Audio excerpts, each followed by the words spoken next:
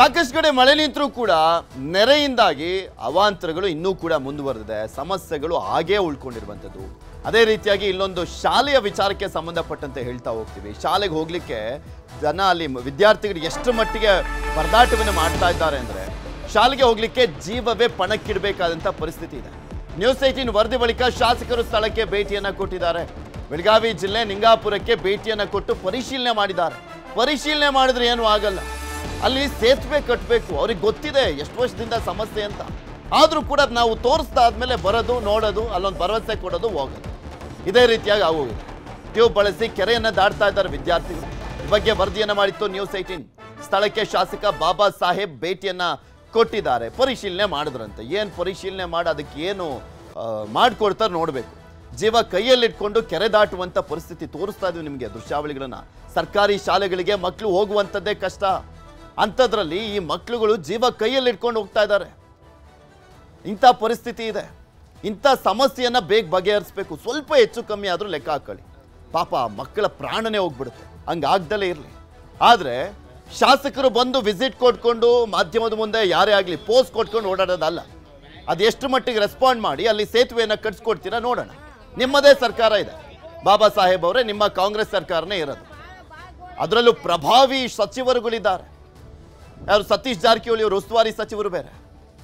ಈಗ ಅಲ್ಲಿ ಸಂಸದರು ಕೂಡ ಮಾಡಿರುವಂಥದ್ದು ಯಾರನ್ನ, ಕಾಂಗ್ರೆಸ್ ಅವರೇ ಗೆದ್ದಿದ್ದಾರೆ. ಇಂಥ ಸಂದರ್ಭದಲ್ಲಿ ಪಾಪ ಅಲ್ಲಿನ ಜನಕ್ಕೆ ಏನಾದರೂ ಮಾಡಿಕೊಡಿ, ನೆನಪಲ್ಲಿ ಇಟ್ಕೊಳ್ತಾರೆ. ಸ್ಪೆಷಲಿ ಇಂಥ ಊರಿನ ಜನ 20 ವರ್ಷದಿಂದ ಹೋರಾಟ ಮಾಡ್ತಾ ಇದ್ದಾರಲ್ಲ ಒಂದು ಸೇತುವೆಗೆ, ಮಾಡಿಕೊಡಿ ಪಾಪ. ನೋಡಿ ಹೆಂಗೆ ಓಡಾಡಬೇಕು ಪಾಪ ಮಕ್ಕಳಲ್ಲಿ. ಮೊದಲೇ ಬಸ್ಗಳಿಲ್ಲ, ರೋಡ್ ನೆಟ್ಟಗಿರಲ್ಲ, ಅಟ್ಲೀಸ್ಟ್ ಒಂದು ಸೇತುವೆ ಮಾಡ್ಕೊಡಕ್ಕಾಗಲ್ವಾ?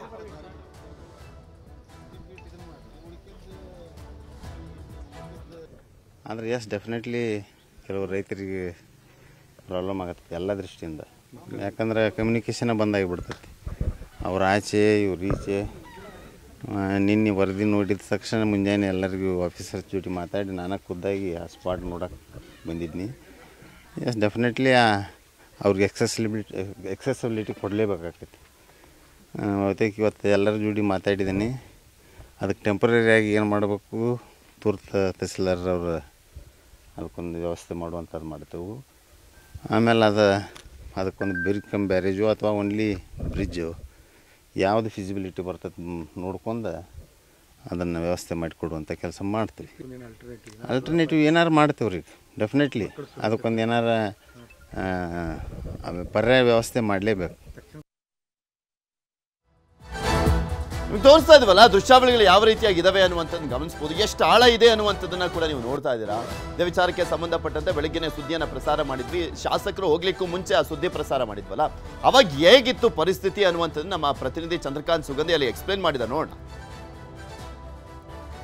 ಬೆಳಗಾವಿಯಲ್ಲಿ ಮಕ್ಕಳು ಜೀವ ಕೈಯಲ್ಲಿ ಹಿಡಿದುಕೊಂಡು ಶಾಲೆಗೆ ಬರ್ತಕ್ಕಂಥ ದೃಶ್ಯಗಳು ಈಗ ಸದ್ಯ ಕಂಡು ಬರ್ತಾ ಇವೆ. ಪ್ರಮುಖವಾಗಿ ಏನು ಕಿತ್ತೂರು ತಾಲೂಕಿನ ನಿಂಗಾಪುರ ಗ್ರಾಮ ಏನಿದೆ, ನಿಂಗಾಪುರ ಗ್ರಾಮದ ಸುತ್ತಮುತ್ತಲಿನಿಂದ ಧಾರವಾಡ ತಾಲೂಕಿನ ಹುಲಿಕೆರೆ ಅಂದ್ರೆ ಇಂದ್ರಮ್ಮನ ಕೆರೆ ಅಂತ ಪ್ರಖ್ಯಾತ ಕೆರೆ ಹಿನ್ನೀರು ಆವರಿಸುತ್ತೆ. ಹೀಗಾಗಿ ಇಲ್ಲಿನ ಜನರಿಗೆ ಸಂಪರ್ಕ ಕಡಿತ ಆಗುತ್ತೆ. ಈ ಒಂದು ಹಿನ್ನೀರಿನ ಆ ಕಡೆಯಲ್ಲಿ ಸುಮಾರು 30ಕ್ಕೂ ಹೆಚ್ಚು ಕುಟುಂಬಗಳು ವಾಸ ಮಾಡ್ತವೆ. ಆ ಕುಟುಂಬಗಳ ಮಕ್ಕಳು ಮತ್ತು ಅವರೆಲ್ಲರೂ ಕೂಡ ಏನು ನಿಂಗಾಪುರಕ್ಕೆ ಬರಬೇಕಾದ್ರೆ ಇದೇ ರೀತಿ ಬೆಳಗ್ಗೆ ಏನು ಅಪಾಯಕಾರಿ ಟ್ಯೂಬ್ಗಳ ಮೇಲೆ ಕುಳಿತುಕೊಂಡು ಹಗ್ಗದ ಸಹಾಯದಿಂದ ಬಂದು ದಡವನ್ನ ಸೇರ್ತಾರೆ. ಪ್ರತಿನಿತ್ಯವೂ ಕೂಡ ಈ ಒಂದು ದೃಶ್ಯಗಳು ನಿಂಗಾಪುರದಲ್ಲಿ ಕಂಡು ಬರ್ತವೆ. ನಿಂಗಾಪುರ ಗ್ರಾಮದಲ್ಲಿ ಒಂದು ಬ್ರಿಡ್ಜ್ ನಿರ್ಮಾಣ ಮಾಡಬೇಕು ಅಂತಕ್ಕಂಥದ್ದು ಬಹುದಿನಗಳ ಬೇಡಿಕೆಯಾಗಿದೆ. ಅದು ಇದುವರೆಗೂ ಕೂಡ ಈಡೇರಿಸಿಲ್ಲ. ಹೀಗಾಗಿ ಮಕ್ಕಳು ಅಪಾಯಕಾರಿ ಈ ಒಂದು ಟ್ಯೂಬ್ಗಳ ಮೇಲೆ ಕುಳಿತುಕೊಂಡು ಬೆಳಗ್ಗೆ ಶಾಲೆಗೆ ಬರ್ತಾರೆ. ಒಂದು ವೇಳೆ ಇಲ್ಲಿ ಯಾರು ಇಲ್ಲದೆ ಹೋದ ಸಂದರ್ಭದಲ್ಲಿ ಅವರು ವಾಪಸ್ ಹೋಗುವಂತ ಸ್ಥಿತಿಯು ಕೂಡ ನಿರ್ಮಾಣವಾಗ್ತಕ್ಕಂಥದ್ದು. ಯಾಕಂದ್ರೆ ಸುಮಾರು 20ಕ್ಕೂ ಹೆಚ್ಚು ಕುಟುಂಬಗಳೇನಿದೆ ಅದು ಈ ಹಿನ್ನೀರಿನ ಆ ಕಡೆ ಭಾಗದಲ್ಲಿ ಅವರೆಲ್ಲರೂ ಕೂಡ ಸಂಪರ್ಕ ಕಷ್ಟ ಸಾಧ್ಯ ಆಗುತ್ತೆ. ಇನ್ನು ನಿಂಗಾಪುರದ ಸಂಪರ್ಕ ಮಾಡಬೇಕಂದ್ರೆ ಅವರು ಹೀಗೇನೆ ಅಪಾಯಕಾರಿ ಟ್ಯೂಬ್ಗಳ ಮೇಲೆ ಕುಳಿತುಕೊಂಡು ಅದರ ಹಗ್ಗ ಸಹಾಯದಿಂದ ಹಿಡ್ಕೊಂಡು ಈ ಒಂದು ದಡವನ್ನ ಸೇರಬೇಕು. ಬಳಿಕ ಇಲ್ಲಿನ ಕತ್ರಿದಡ್ಡಿಗೆ ಅವರು ಶಾಲೆಗಳಿಗೆ ಹೋಗ್ತಾರೆ. ನಿಂಗಾಪುರದಲ್ಲಿ ಪ್ರಾಥಮಿಕ ಶಾಲೆ ಇರ್ತಕ್ಕಂಥದ್ದು. ಬಳಿಕ ಅವರು ಏನು ಕತ್ರಿದಡ್ಡಿಗೆ ಹೋಗ್ತಕ್ಕಂಥದ್ದು. ಇದು ಚೆನ್ನಮ್ಮನ ಕಿತ್ತೂರು ತಾಲೂಕಿನಲ್ಲಿ ಇರ್ತಕ್ಕಂಥದ್ದು. ಇನ್ನು ಬ್ರಿಡ್ಜ್ ಆಗಬೇಕು ಅಂತಕ್ಕಂತಹ ಬೇಡಿಕೆ ಬಹು ವರ್ಷಗಳಿಂದ ಇದ್ರೂ ಕೂಡ ಇಲ್ಲಿನ ತಾಲೂಕಾಡಳಿತ ಮತ್ತು ಸ್ಥಳೀಯ ಜನಪ್ರತಿನಿಧಿಗಳು ಸ್ಪಂದಿಸಿದ ಕಾರಣಕ್ಕಾಗಿ ಇದು ದಿನನಿತ್ಯದ ಗೋಳಾಗಿ ಈ ಒಂದು ಗ್ರಾಮಸ್ಥರಿಗೆ ಈಗ ಸದ್ಯ ಆಗಿರ್ತಕ್ಕಂಥದ್ದು. ಏನು ಗ್ರಾಮಸ್ಥ ಮಕ್ಕಳು ಯಾವ ರೀತಿ ನೋಡು ಅಪಾಯಕಾರಿ ಈ ಒಂದು ಟ್ಯೂಬ್ಗಳ ಮೇಲೆ ಕುಳಿತುಕೊಂಡು ಬೆಳಗ್ಗೆ ಶಾಲೆಗೆ ಬರೋದು, ಸಂಜೆ ಹೋಗ್ತಕ್ಕಂಥ ದೃಶ್ಯಗಳು ಈ ಒಂದು ಗ್ರಾಮದಲ್ಲಿ ಸಾಮಾನ್ಯವಾಗಿವೆ. ಹೀಗೆ ಭಯದಲ್ಲೇನೆ ಇಲ್ಲಿನ ಜನ 6 ತಿಂಗಳು ಕಳಿಬೇಕು. ಯಾಕಂದ್ರೆ ಈ ಒಂದು ಹಿನ್ನೀರು ಕಡಿಮೆ ಆಗುತ್ತೆ ಮುಂದೆ ಒಂದು 6 ತಿಂಗಳ ಬಳಿಕ, ಆವಾಗ ಈಗ ಒಂದು ರಸ್ತೆ ತಾನಾಗಿ ಓಪನ್ ಆಗ್ತಕ್ಕಂಥದ್ದು. ಅಲ್ಲಿವರೆಗೂ ಕೂಡ ಇದೇ ರೀತಿ ಅಪಾಯಕಾರಿಯಾಗಿ ಈ ಒಂದು ಜನ ಸಂಚರಿಸಬೇಕಾದ ಸ್ಥಿತಿ ಸದ್ಯ ನಿಂಗಾಪುರ ಗ್ರಾಮದ ಜನರಿಗೆ ಏನು ನಿರ್ಮಾಣವಾಗಿರ್ತಕ್ಕಂಥದ್ದು. ಇನ್ನಾದರೂ ಬೆಳಗಾವಿ ಜಿಲ್ಲಾಡಳಿತ ಎಚ್ಚೆತ್ತುಕೊಂಡು ಇಲ್ಲೊಂದು ಕಿರು ಸೇತುವೆ ಅಥವಾ ಇವರಿಗೆ ಒಂದು ಪರ್ಯಾಯ ವ್ಯವಸ್ಥೆಯನ್ನು ಮಾಡಬೇಕಾದಂತ ಸ್ಥಿತಿ ಸದ್ಯ ನಿರ್ಮಾಣವಾಗಿದೆ. ಇದಕ್ಕೆ ಬೆಳಗಾವಿ ಜಿಲ್ಲಾಡಳಿತ ಯಾವ ರೀತಿ ಸ್ಪಂದಿಸುತ್ತೆ ಅಂತಕ್ಕಂಥ ಸದ್ಯ ಕಾದು ನೋಡಬೇಕಿದೆ. ಕ್ಯಾಮರಾಮನ್ ರವಿ ಜೊತೆ ಚಂದ್ರಕಾಂತ್ ಸುಗಂಧಿ, ನ್ಯೂಸ್ 18 ಬೆಳಗಾವಿ.